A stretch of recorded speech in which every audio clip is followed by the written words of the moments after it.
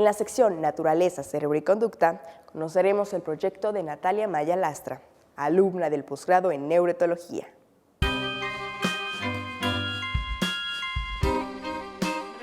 Mi tesis de maestría estaba enfocada en la defensa de recursos alimenticios mediante vocalizaciones en monos aulladores de manto. Entonces, como las vocalizaciones o los aullidos que muchas personas conocen de los monos aulladores, tienen una función de defender los recursos a los que pueden acceder los monos.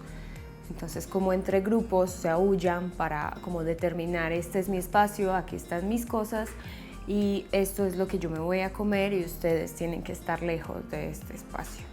Eso era más o menos como de lo que se trataba mi tesis. En general, pues lo que encontramos es que en los grupos que yo trabajé, pues tenían mucha comida, entonces no era necesario que defendieran mucho esa comida porque pues había demasiados. Pero sí encontramos que hay unos lugares en donde defienden más o sea, aúllan más porque hay más recursos que quieren defender en esos lugares y permanecen más en ciertos lugares donde hay más comida. Entonces sí se encontraron ciertos patrones de cómo se mueven los monos en ciertos lugares y cómo están los monos distribuidos en ciertos lugares dependiendo de la cantidad de alimento que hay en ellos.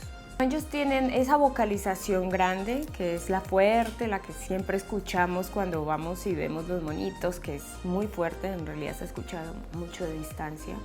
Pero ellos también tienen otras vocalizaciones más suaves, que son para comunicarse dentro del grupo, pequeños aullidos, o las hembras tienen unos soniditos que hacen más pequeños, que a veces son imperceptibles, pero entre ellos ellos se escuchan porque también pues estamos abajo de los árboles, entonces a veces no logramos escuchar los soniditos, pero son diferentes, o sea, son como que se han catalogado principalmente los aullidos grandes y unas otras vocalizaciones más pequeñas que sirven para la comunicación dentro del grupo.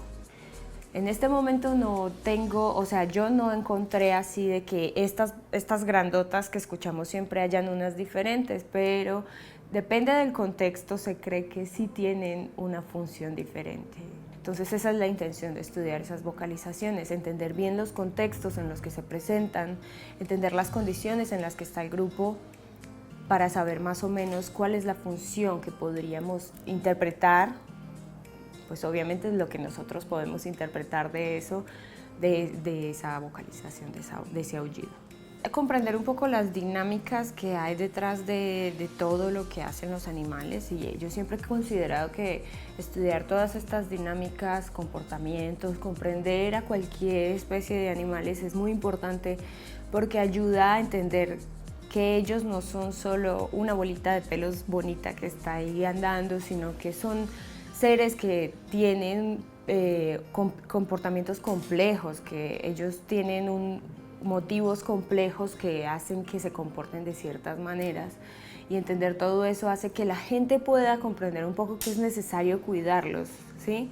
Que entonces todos estos estudios yo siempre he considerado que es, aparte de que nos da información sobre otros animales, que es información importante porque entendemos otros animales, podemos con esa información como reforzar la idea de tenemos que protegerlos, tenemos que cuidar a estos animales porque ellos cumplen un papel en un ecosistema.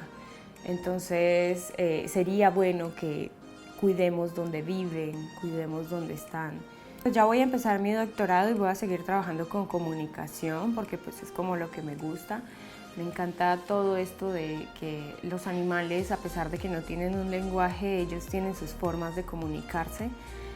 Entonces en el doctorado voy a empezar a hacer un estudio ya con vocalizaciones, pero son experimentos. Yo las pongo de manera artificial y espero ver cuáles son las respuestas que tienen los monos frente a esos aullidos artificiales que yo pongo.